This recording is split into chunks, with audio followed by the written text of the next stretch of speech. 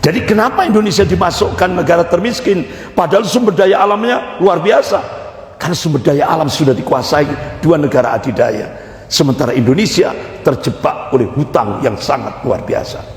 Makanya Indonesia dimasukkan 100 negara termiskin tingkat dunia.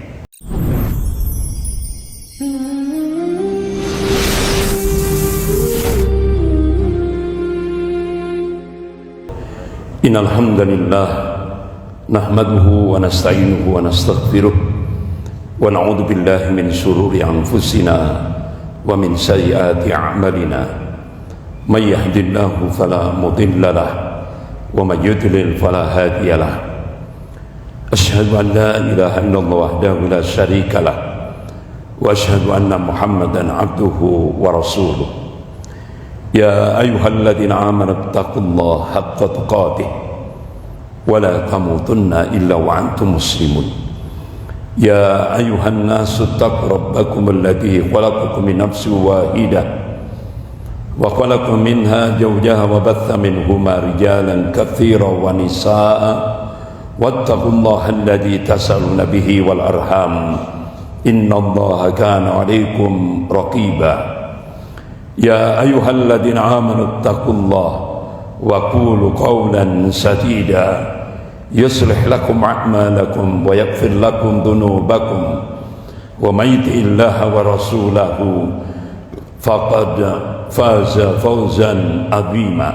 Amma ba'd, fa inna asdaqal hadits kitabullah wa khairul hadi hadi Muhammadin sallallahu alaihi wasallam wa syarrul umuri muhdatsatuha wa kullu muhdatsatin bid'ah wa kullu bid'atin dhalalah wa kullu dhalalatin finnar. Ma'asyiral muslimin rahimakumullah, malam ini kita mengambil satu tema, yaitu membangun quwwatul ummah. Allah Subhanahu wa taala memberikan tanbih kepada kita hamba-hambanya yang amanu wa taqwa. Sebagaimana firman Allah dalam surah Al-Ankabut ayat 2-3. Allah berfirman, A'udzubillahi minasyaitonir rajim. Ahasiban nas ayyutraku ayyaqulu amanna wa hum la yuftanun. Wa laqad fatana alladziina min qablihim falaya'lamanallahu alladziina shadaqu wa laya'lamal kadhibin. Apakah manusia mengira mereka dibiarkan begitu saja, hanya cukup mengatakan, ya Allah, saya telah beriman? Kata Allah, belum cukup, hingga Allah menurunkan mihnah, ujian, cobaan, tantangan, tribulasi kehidupan. Justru dengan ujian itu Allah ingin tahu siapa yang istiqomah akan keimanannya, dan Allah juga ingin tahu siapa yang dusta akan keimanannya. Inilah hukum objektif seni di dalam hidup yang diberikan oleh Allah pada setiap hamba-hambanya. Selama kita menjalani kehidupan di dunia ini, tidak lepas dari berbagai macam ujian dan cobaan, karena hidup itu sendiri adalah ujian. Bahkan Rasulullah SAW mengabarkan kepada umatnya, Allah menyiapkan 5 tantangan untuk menguji iman kita, setiap saksiyah, setiap pribadi mukmin. Sebagaimana Rasulullah bersabda, qala Rasulullah SAW, al-mu'minu baina khamsin sada'ida, mu'minun yasudduh wa munafiqun yabghaduh wa kafirun wa yuqatiluh wa syaitan yudilluh wa nafsun tunazi'uh. Ada 5 macam tantangan yang akan dihadapi oleh setiap pribadi mukmin. Yang pertama, mukmin yang sudduh, orang mukmin yang terkena penyakit hasad, dengki. Itu ujian yang pertama yang akan kita hadapi. Wal munafiqun yabghaduh. Yang kedua, dan orang munafik yang senantiasa membenci. Wa kafir wa yuqatil. Yang ketiga, orang kafir yang senantiasa memerangi. Wa syaitan yudillu. Yang keempat, setan yang senantiasa menyesatkan. Yang kelima, wa nafsun tunazi'u. Nafsu yang senantiasa melawan. 5 macam tantangan ini sebuah ujian yang disiapkan oleh Allah untuk menguji iman kita sampai kita menghadap Allah Subhanahu wa taala. Begitu juga kita dalam kehidupan berbangsa dan bernegara. Kita di Indonesia, lebih khusus kaum muslimin, dihadapkan oleh sebuah pertarungan ideologis yang ini akan terus berlangsung ila yaumil qiyamah, sampai hari kiamat, tidak akan pernah berhenti. Jadi pertarungan ideologis umat Islam di Indonesia menghadapi komunis, Kristiani radikal atau ordo Jesuit, nasionalis sekuler. Ini adalah pertarungan yang mempunyai nafas yang panjang sampai sekarang. Bahkan pertarungan itu tidak dari dulu sampai sekarang tidak lepas daripada skenario global. Untuk apa? Dalam rangka untuk menaklukkan Indonesia, negeri yang mayoritas penduduknya muslim. Bahkan itu diakui oleh lembaga riset dunia, The Pew Forum on Religion and Public Life, menempatkan Indonesia ranking pertama jumlah penduduk muslim terbesar seluruh dunia, Indonesia. Oleh karena itu, masyarakat muslimin rahimakumullah, kalau kita lihat realitas di lapangan, Allah Subhanahu wa taala sudah memberikan warning. Allah ingatkan dalam surah Al-Maidah ayat 82. A'udzubillahi minasyaitonir rajim. La tajidanna asadan nas adawatan lil ladina amanu yahuda wal ladina asyraku. Sungguh kata Allah, kalian akan menyaksikan orang-orang yang paling keras permusuhannya terhadap hamba-hamba Allah yang mukmin, kata Allah, al-Yahud, Yahudi, dan orang-orang musyrik. Kalau di Indonesia ateis. Ini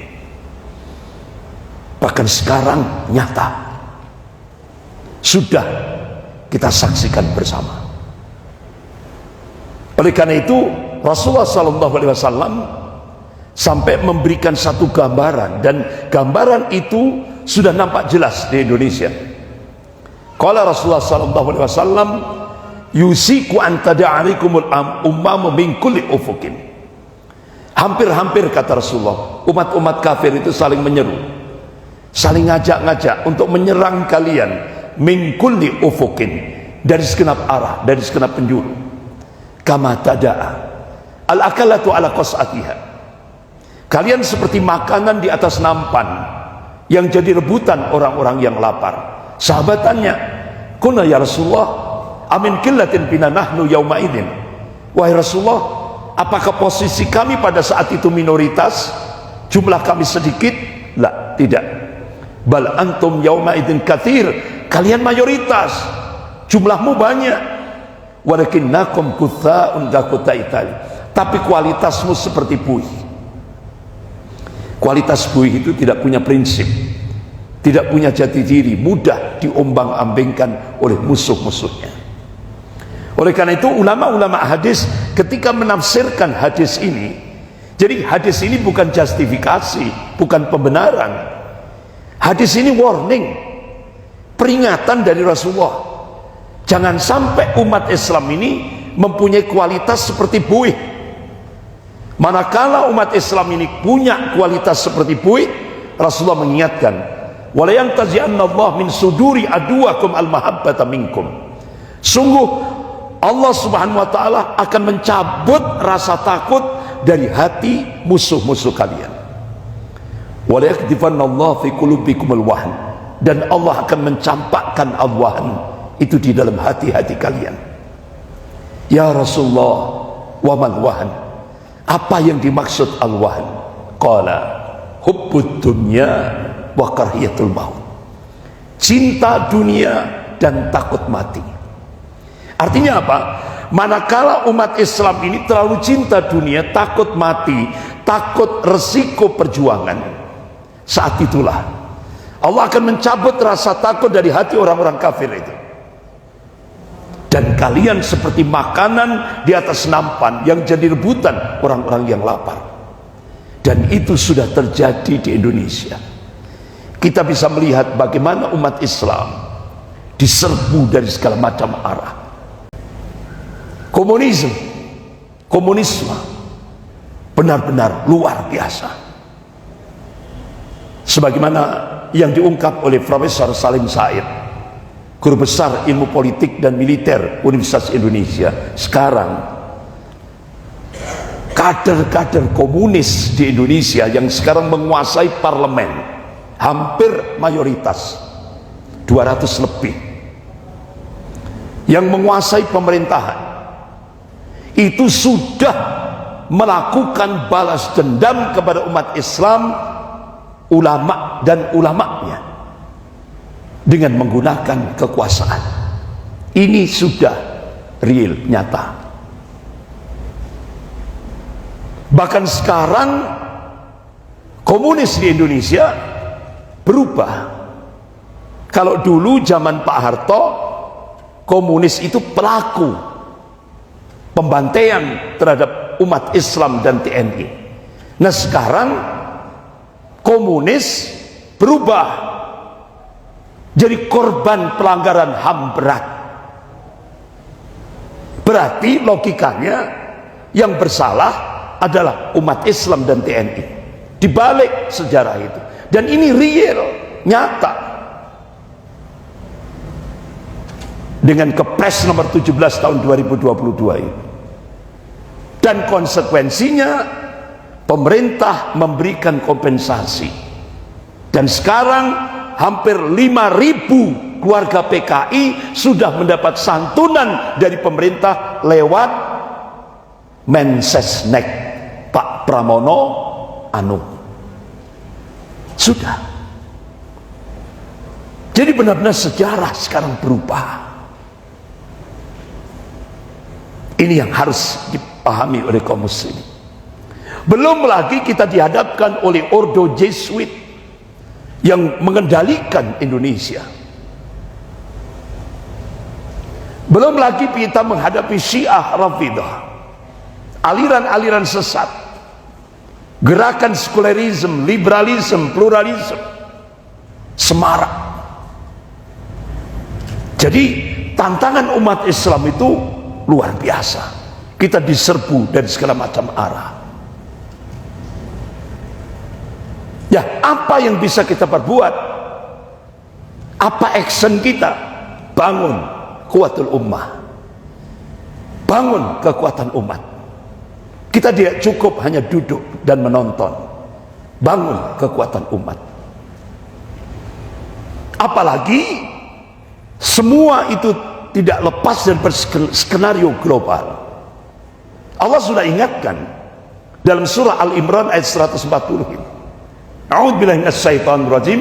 Wa tilkal ayyam nudawwiluha bainan nas wa liya'lamallahu alladziina aamanu wa yattakhidha minkum syuhada wallahu la yuhibbudz dzalimin.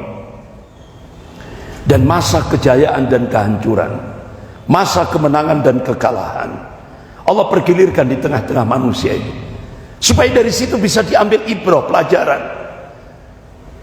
Waliya'lamallahu alladziina aamanu, dan Allah ingin menunjukkan bukti kebenaran ini pada hamba-hambanya yang amanu, yang beriman, yang muwahhid, yang mentauhidkan Allah dalam segala aspek kehidupan ini. Wa yattakhidha minkum syuhada, dan Allah ingin menjadikan sebagian mukmin gugur sebagai syuhada. Wallahu la yuhibbudz dzalimin, dan Allah tidak mencintai orang-orang yang zalim. Sebagian mufassir menafsirkan wallahu la yuhibbudz dzalimin, itu maknanya Allah tidak mencintai orang mukmin yang tidak mau berjihad di jalan Allah Subhanahu wa taala. Surah Al-Imran ayat 140 ini Allah mengabarkan tentang sunnatut tadawul, pergantian kepemimpinan dunia. Setelah golongan mukmin, Allah ganti dengan golongan kafir. Jadi sekarang seluruh dunia dikendalikan oleh dua negara adidaya ini sekarang ini, yaitu Amerika dan Cina.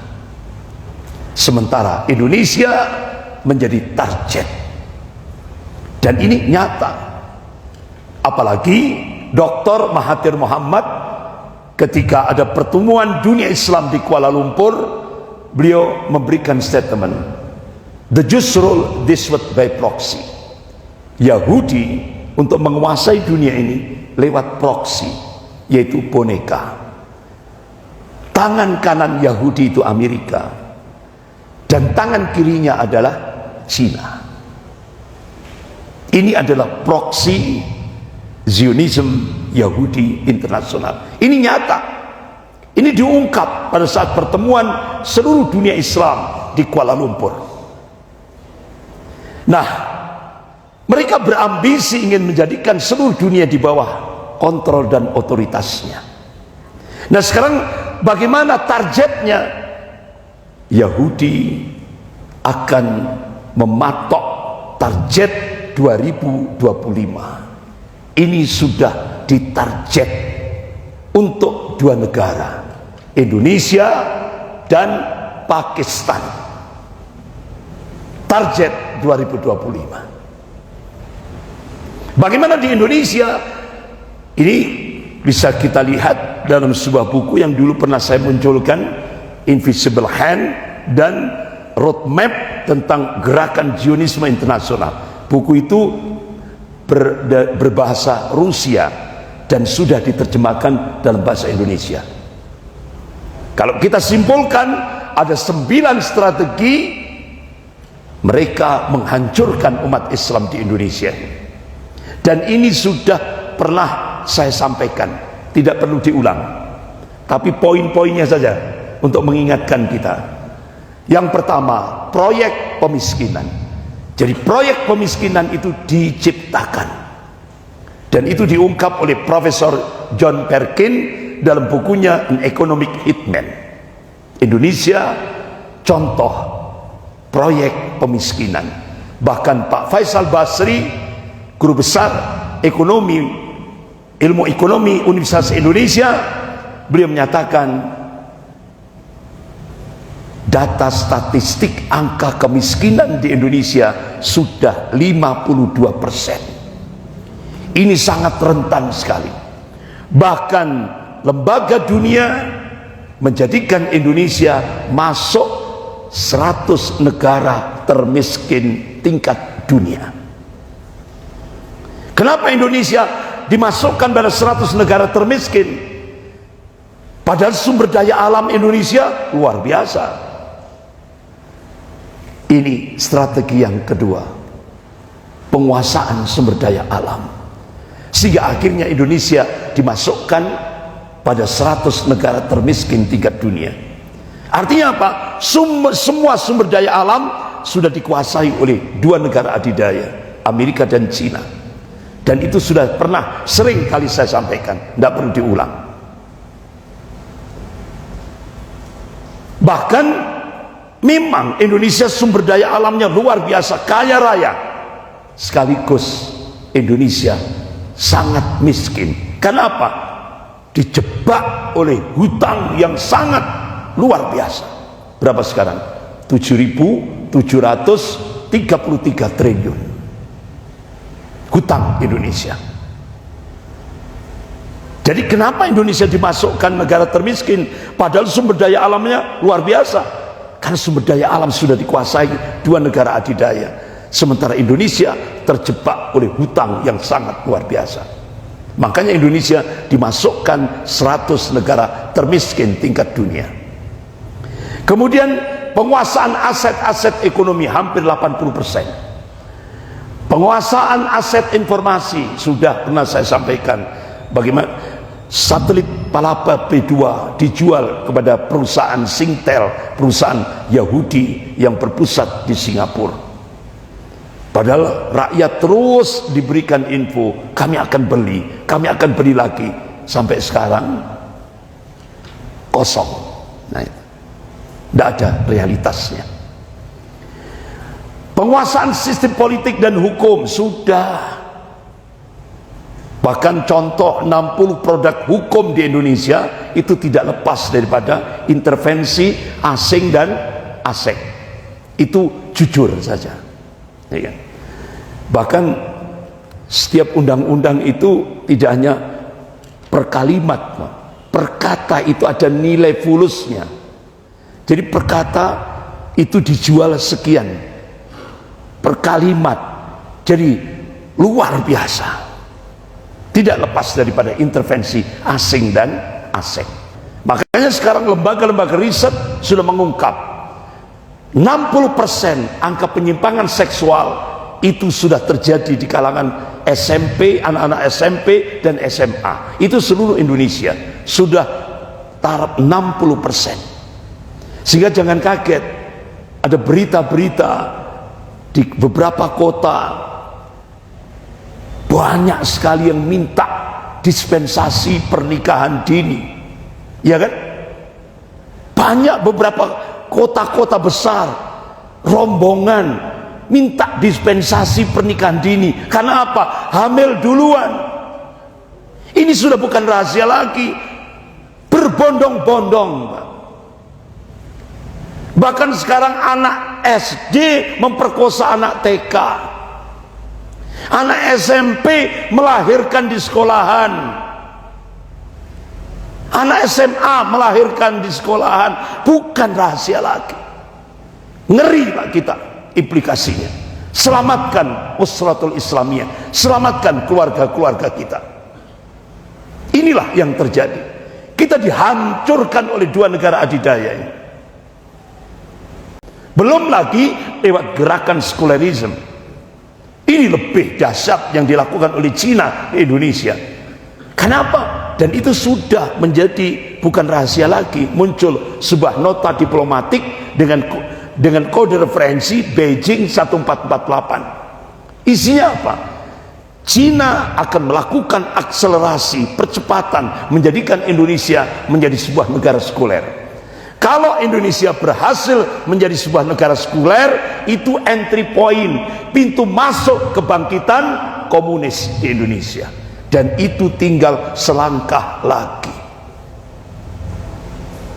Ini sudah bukan rahasia lagi. Bahkan yang paling getol berteriak itu adalah mantan Panglima TNI, yaitu Bapak Jenderal Purnawirawan Gatot Nurmantio. Beliau sendiri yang berteriak tentang gerakan komunisme ini. Bapak-bapak, ibu-ibu yang dimuliakan Allah. Kemudian penghancuran militansi Islam. Karena Indonesia dicengkeram oleh imperialisme Cina, akhirnya yang digerakkan itu adalah stigma radikal. Tujuannya apa? Untuk menghancurkan militansi Islam. Ini biayanya luar biasa. Jadi Cina, jadi stigma radikal itu adalah hanya hantu yang diciptakan oleh Cina untuk menjadikan umat Islam Indonesia ini musuh number one. Itulah yang terjadi. Kemudian deislamisasi. Ini yang diungkap oleh Profesor Dr. Zainul Arifin, Ketua Majelis Ulama Solo. Jadi proyek deradikalisasi itu sama dengan deislamisasi.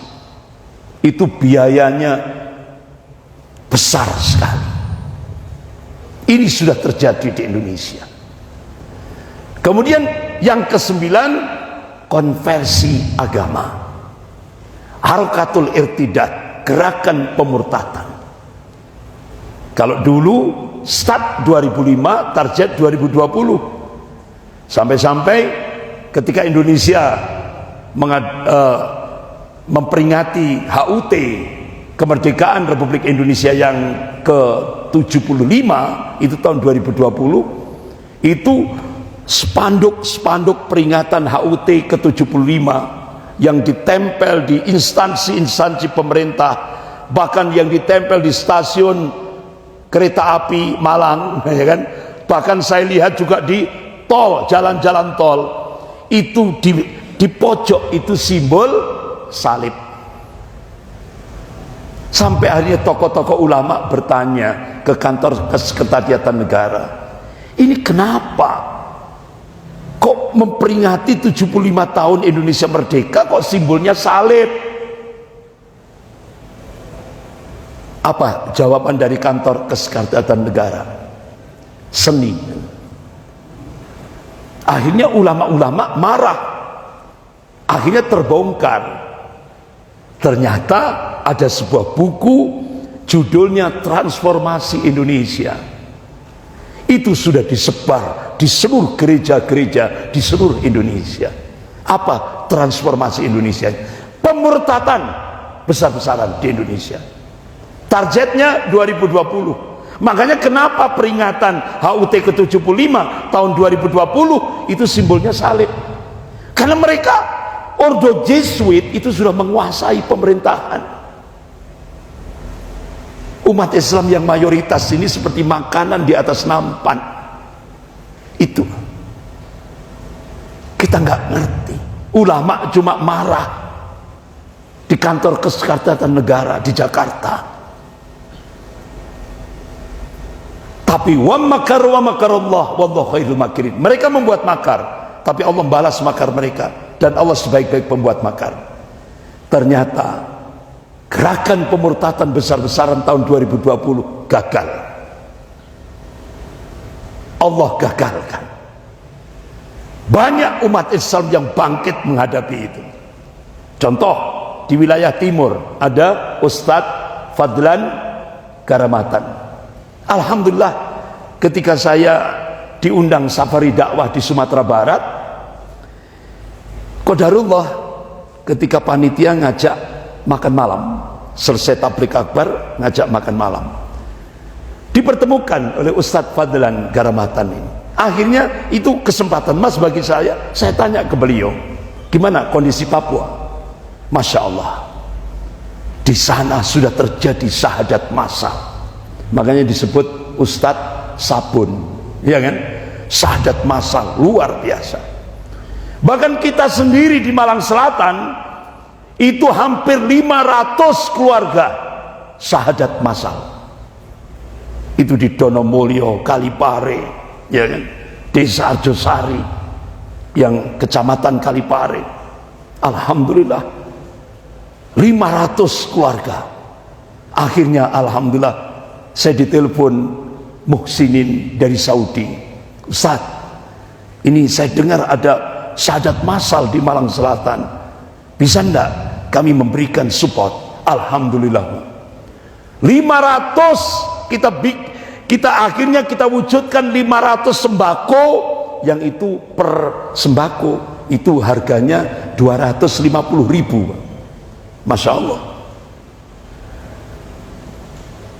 Ditambah dengan pengobatan gratis. Akhirnya kita pusatkan kegiatan itu di desa tertinggal, yaitu Desa Arjosari, Kecamatan Kalipare, Kabupaten Malang. Itu desa IDT, desa tertinggal. Alhamdulillah. Bahkan kita direspon oleh Direktur Perbankan Syariah, yaitu BNI Syariah, Pak Rizkullah itu. Alhamdulillah direspon. Akhirnya beliau istilahnya CSR-nya, alhamdulillah semuanya diarahkan ke Malang Selatan. Diwujudkan beberapa bangunan-bangunan fisik untuk memperkuat perjuangan menghadapi misionaris-misionaris Kristiani, terutama dari Kanada dan dari Belanda. Alhamdulillah. Sehingga akhirnya proyek 2020 kalau kita lihat seluruh Indonesia gagal. Ya, kan? Apalagi di Indonesia, di Malang ada Hagia Sophia, ya kan? Yang ini khusus untuk untuk menangani, yaitu mu'alaf center, mu'alaf, kalangan mu'alaf. Alhamdulillah, luar biasa itu. Bapak-bapak, ibu-ibu yang dimuliakan Allah. Nah, sekarang bagaimana solusinya ketika kita menghadapi tantangan seperti itu? Ayo bangun kuatul ummah, kekuatan umat. Yang pertama, kembalikan akidah al-wala wal bara.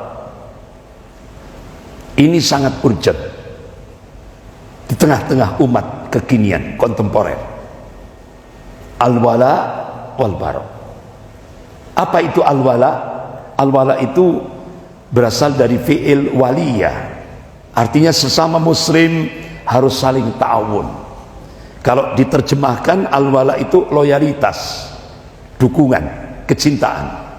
Nah, Allah tegaskan dalam surah Al-Maidah ayat 55 dan 56. A'udzubillahi minasyaitonir rajim.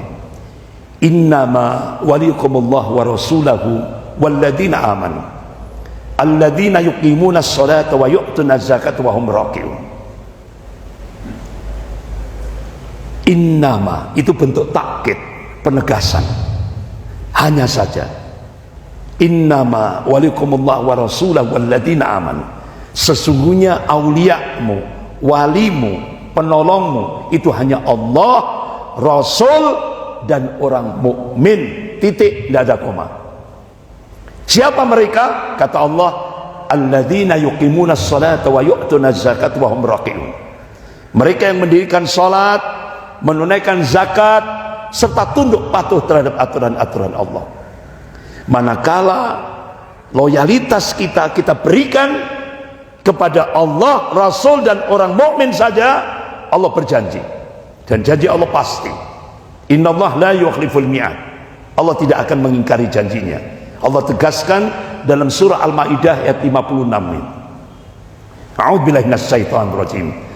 Wa may yattawallaha wa rasulahu walladzina amanu fa inna hizballah humul ghalibun.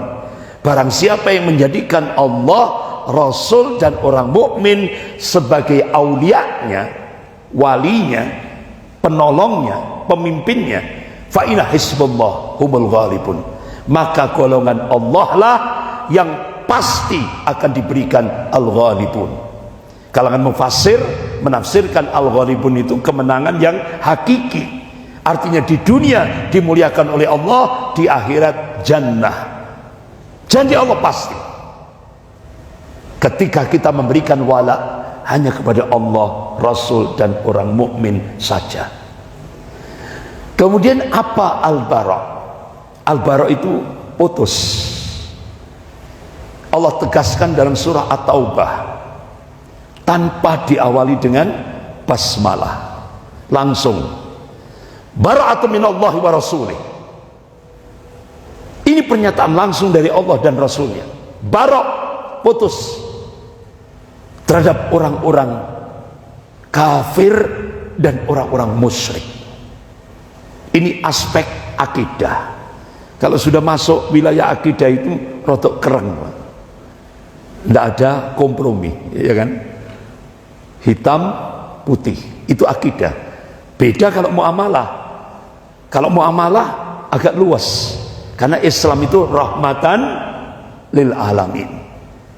Makanya Rasulullah perintahkan, ya kan? Kita diberikan contoh yang paling mudah saja. Kalau ada kecelakaan, kan tidak perlu tanya agamamu apa, kan tidak perlu, langsung tolong. Itulah Islam, rahmatan lil alamin. Tidak perlu ditanya agamanya apa, langsung tolong. Itulah Islam, karena Islam itu rahmatan lil alamin. Bahkan tetangga kita orang kafir, kita disuruh, karena Rasulullah pernah bertetangga dengan orang Yahudi, ya kan? Masya Allah, ya, Rasulullah memberikan contoh bagaimana pribadi muslim itu. Kita disuruh dalam aspek muamalah berbuat baik kepada siapa saja tanpa pandang bulu. Nah, bapak-bapak, ibu yang dimuliakan Allah, jadi al-wala wal bara ini harus benar-benar diaplikasikan dalam hidup dan kehidupan ini. Karena apa? Rasulullah mengingatkan dalam satu hadis, Qala Rasulullah sallallahu alaihi wasallam, man ahabba fillah, barang siapa yang mencintai karena Allah, wa wala fillah, dan memberikan wala, loyalitas, dukungan, kecintaan karena Allah, wa abghadha fillah, dan membenci karena Allah, ya. Wa wala fillah, dan memberikan wala tadi sudah, ya. Kemudian wa'ada fillah, dan memusuhi karena Allah. Fa innama tunadu wilayatullah bidzalik, maka sesungguhnya wilayatullah, kewalian Allah, kecintaan Allah itu baru bisa kita dapatkan manakala kita mengamalkan al-wala wal bara. Rasulullah tegaskan lagi, walan tajida a'dun ta'mal iman wa in kathara salatu wa saumu hatta yakuna kadzalik. Seorang muslim itu tidak, seseorang hamba Allah itu tidak akan bisa merasakan lezatnya iman sekalipun dia banyak sholatnya, banyak puasanya, hingga dia mengamalkan al-wala wal bara. Ini penting sekali. Bahkan sampai Rasulullah menegaskan, qala Rasulullah sallallahu alaihi wasallam, al-thaqu ural iman al-hub fillah wal bughdu fillah. Tali ikatan iman yang kuat itu, kata Rasulullah, al-hub fillah wal bughdu fillah, cinta karena Allah dan benci juga karena Allah. Itulah al-wala wal bara. Makanya wilayahnya al-wala itu apa-apa yang dicintai oleh Allah dan Rasulnya, baik itu ucapan, perbuatan, i'tiqad, keyakinan, dan orangnya. Wilayahnya al-bara, apa-apa yang dibenci oleh Allah dan Rasulnya, kita wajib membencinya, baik itu ucapan, perbuatan, i'tiqad, keyakinan, maupun orangnya. Karena ini masalah yang sangat penting, ya kan? Ini tali ikatan iman yang paling kuat ketika kita mengamalkan al-wala wal bara. Oleh karena itu jangan kaget, ya. Australia untuk menghadapi satu ini saja, Australia dropping, kalau dari dolar Australia kalau dirupiahkan itu kurang lebih 500 miliar rupiah. Itu untuk 9 provinsi termasuk Jawa Timur. Nah, akhirnya begitu saya diundang tablik akbar di Universitas Muhammadiyah Ponorogo, itu panitia, kata panitia itu kursinya, kursi undangan itu 2000. Tapi begitu saya naik mimbar, itu kan kursi undangan penuh, 2000 itu penuh. Tapi yang saya lihat di masjid ada, di emperan kampus ada, berarti itu sekitar 3000-an gitu, yang hadir. Terus saya tanya, apakah proyek Australia yang 500 miliar itu sudah masuk ke Ponorogo? Sampun Ustadz, rebutan. Padahal syaratnya ketika menerima proyek Australia ini 500 miliar itu, syaratnya jangan sampai mengajarkan kitab al-wala wal bara. Itu Pak syaratnya. Sehingga akhirnya saya simpulkan, ternyata Amerika dan Australia itu nggak takut dengan jumlahnya umat Islam yang banyak di Indonesia ini. Amerika dan Australia nggak takut dengan kekuatan ekonomi di Indonesia, nggak takut dengan semuanya. Yang ditakutkan oleh Amerika dan Australia ketika akidah al-wala wal bara ini menghunjam dan setiap saksiah pribadi-pribadi muslim. Kenapa? Ini sudah dipraktekkan, Pak. Apa? Munculnya peristiwa 10 November. Bung Tomo. Itu hasil karya ulama menghunjamkan al-wala wal bara ini. Sehingga akhirnya Hadarus Syekh Hasyim Asy'ari memunculkan risalah jihad. Benar enggak? Muncullah peristiwa 10 November. Siapa yang ditakuti, Pak? Kalau sudah akidah al-wala wal bara, itu yang ditakuti siapa? Hanya Allah. Makanya kenapa Bung Tomo meyakinkan Wa man nasru illa min indillahil azizil hakim. Kemenangan itu datangnya dari Allah.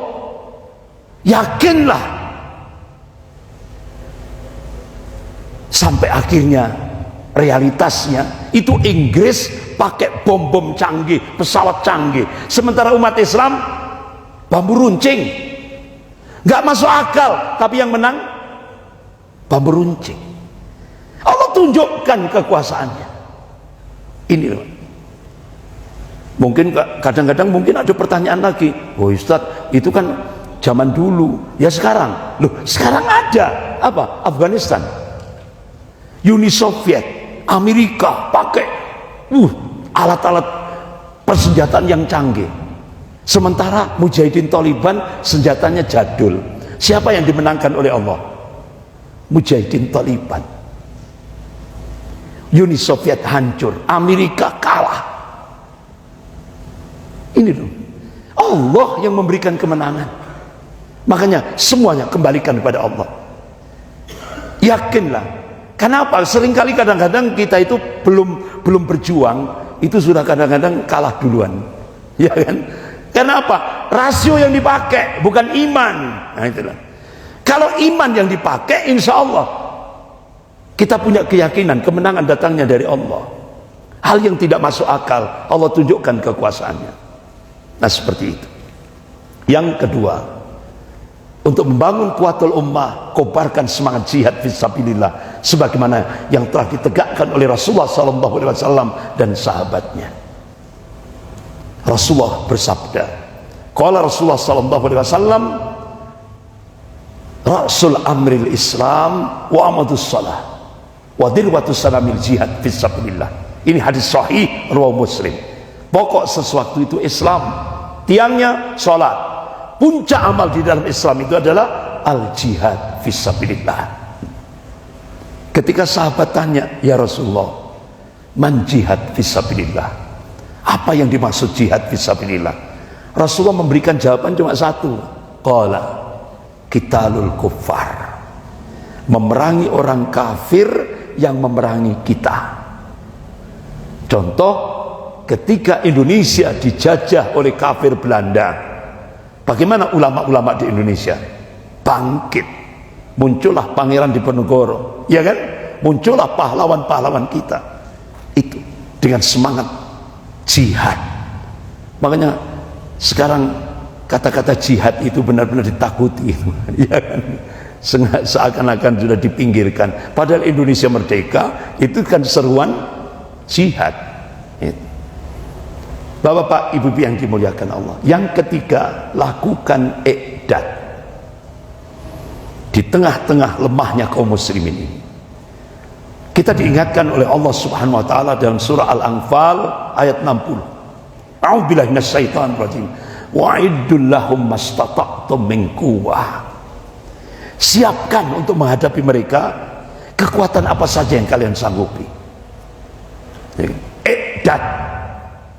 Persiapan baik madiyah maupun maknawiyah, fisik maupun non fisik. Ini perintah dari Allah, ya kan? Dan Rasulullah sendiri yang menafsirkan ayat ini. Wa innal quwwah ar-ramyu. Wa innal quwwah ar-ramyu, diulang sampai 3 kali Rasulullah. Wa innal quwwah ar-ramyu. Kekuatan itu adalah melempar. Nah, ulama-ulama tafsir menegaskan, kalau ada satu ayat sudah ditafsirkan oleh Rasulullah SAW, tidak boleh ada penafsiran yang lain. Ini kode etik kita. Ini sudah disepakati oleh kalangan mufassir, ahli-ahli tafsir. Jadi ayat al-quwwah itu sudah ditafsiri oleh Rasulullah SAW sendiri. Jadi ala innal quwwah ar-ramyu. Jadi kekuatan itu melempar. Nah sekarang yang persenjataan yang paling canggih apa itu sekarang? Drone ya. Iya kan? Pesawat drone. Nah itu.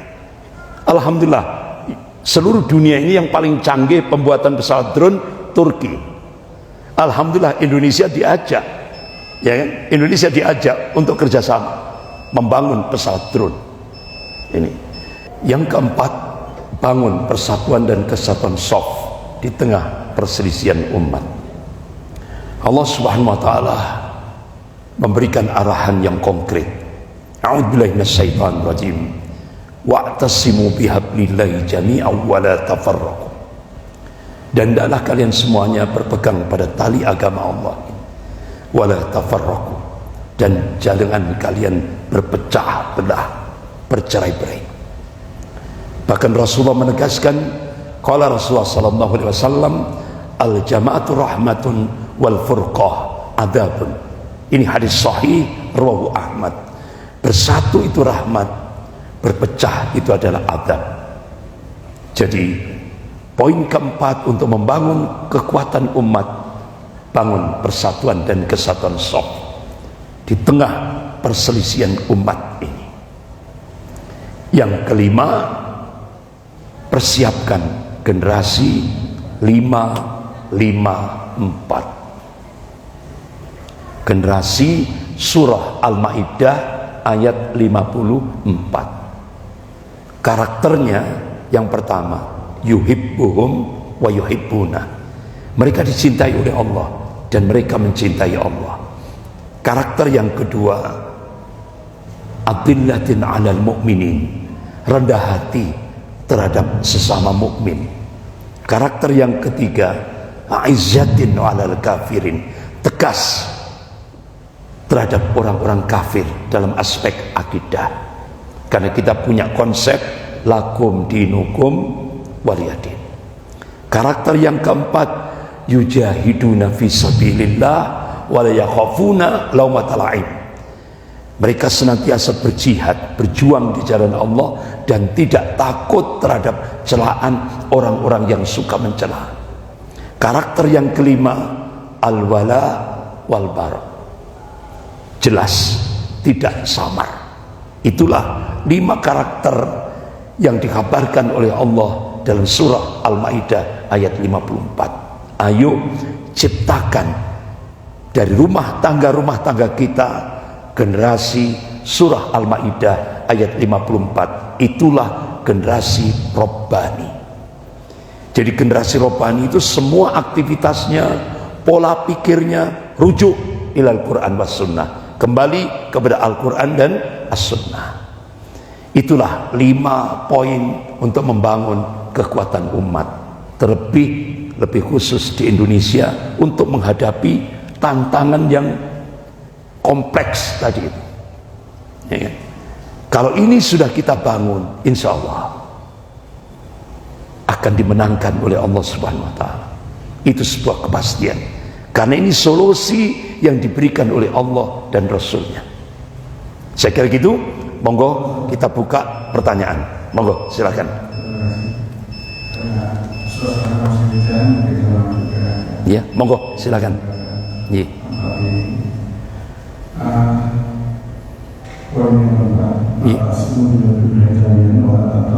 Ya. Kemudian Muslimun, ya. Apa kiat para ustaz, para ulama kita agar umat ini bisa diselamatkan dengan kalimat yang terakhir tadi. Kalau tidak ada upaya, kami berdua sendirian pun tidak akan mungkin, karena mulut ulama, ucapan ulama itu adalah sangat diperhatikan, baik itu penguasa dan juga Allah Subhanahu wa Ta'ala. Mungkin kepada saya kiat bagaimana? Ya. Ya. Bapak-bapak, ibu-ibu yang dimuliakan Allah, bagaimana kiat untuk mewujudkan poin yang keempat? Yang kedua ini. Ya. Kedua dan 4. Iya, 4 itu kan? Iya. Bagaimana mewujudkan kiat yang keempat itu? Kalau di lapangan itu yang sering kali kita munculkan common enemy, musuh bersama. Baru umat Islam itu bersatu. Contoh ini, ketika kita di Malang Selatan, ketika kaum muslimin dalam satu kawasan gitu ya, satu kawasan benar-benar dimurtadkan hampir 99,99%. Jadi yang tersisa satu keluarga dari 6.500 jiwa, padahal dulu 100% muslim. Nah, ini kan berarti common enemy, ya kan? Musuh bersama. Tapi musuh bersama dalam konteks dakwah, bukan terus akhirnya dalam bahasa yang vulgar, bukan. Ini konteks dakwah. Ini common enemy, musuh bersama. Alhamdulillah.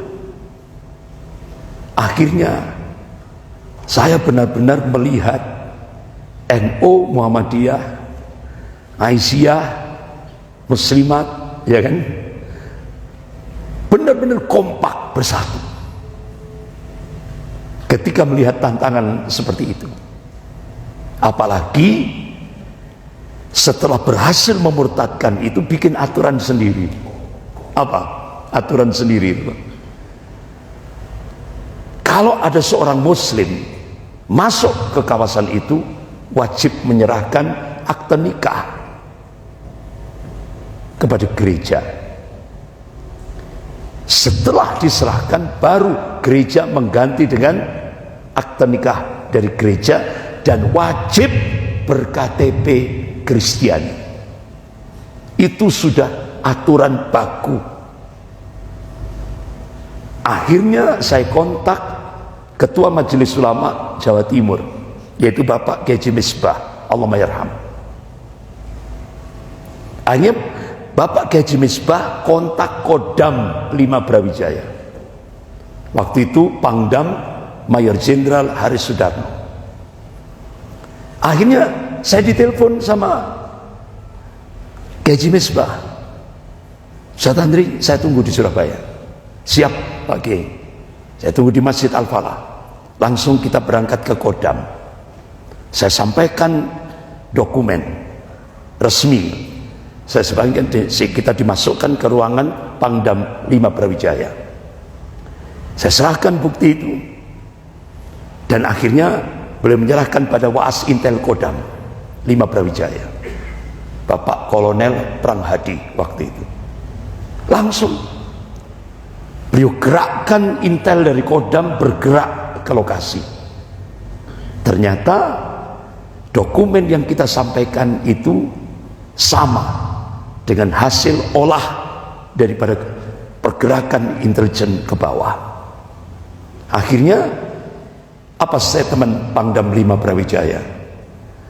Ini baru menguasai satu desa, sudah punya aturan yang itu benar-benar bertentangan dengan sistem birokrasi di Indonesia. Itu baru menguasai satu desa. Nah, itu Daneo, ya kan? Seperti itu gambarannya. Sehingga alhamdulillah Pangdam kontak Korem langsung membackup kita untuk bergerak ke lokasi. Alhamdulillah berhasil kita selamatkan itu. Jadi bayangkan 100%, tinggal satu keluarga, 100% muslim, berubah jadi 99,99%.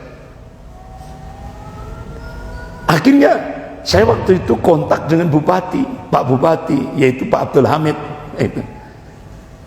Loh, kenapa Pak kok sampai seperti ini? Iya, itu kalau sudah dia mempertahankan seperti itu transfer dari Dewan Gereja Dunia itu sangat-sangat jalan tol, tidak ada hambatan.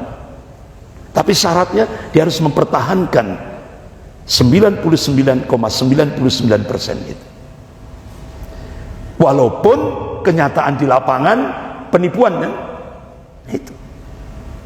Itu yang berKTP Kristiani itu Muslim semua itu Pak. Mereka sholat. Akhirnya Kodam memerintahkan seperti itu. Alhamdulillah berhasil. Akhirnya ya ternyata mereka punya backing. Backingnya tidak tanggung-tanggung gitu. Ya kan, langsung Jenderal LB Murdani. Tapi masya Allah waktu itu Pak Bupati, Pak Said itu pangkatnya beliau kolonel, ya kan, Ustadz saya siap walaupun kita menghadapi jenderal, karena ini masuk akidah, saya pasang badan. Saya pasang badan, sampai seperti itu. Jadi alhamdulillah saya baru lihat Pak Said ini dari Palopo itu kan Sulawesi ya, itu kuat agamanya. Jadi beliau walaupun menghadapi jenderal gitu kan, ya kan, beliau kolonel, karena ini akidah, beliau pasang badan. Alhamdulillah berhasil. Karena apa? Kita pakai sistem, kita pakai aturan, pakai undang-undang. Ini sudah pelanggaran HAM berat. Gitu. Itu. Jadi common enemy. Alhamdulillah bersatu. Coba kalau tidak ada common enemy, wah kere-keran dewi. Ya kan? Kalau tidak ada musuh bersama itu, wis, ya kan? Tidak hanya sikut-sikutan tapi dengkul-dengkulan.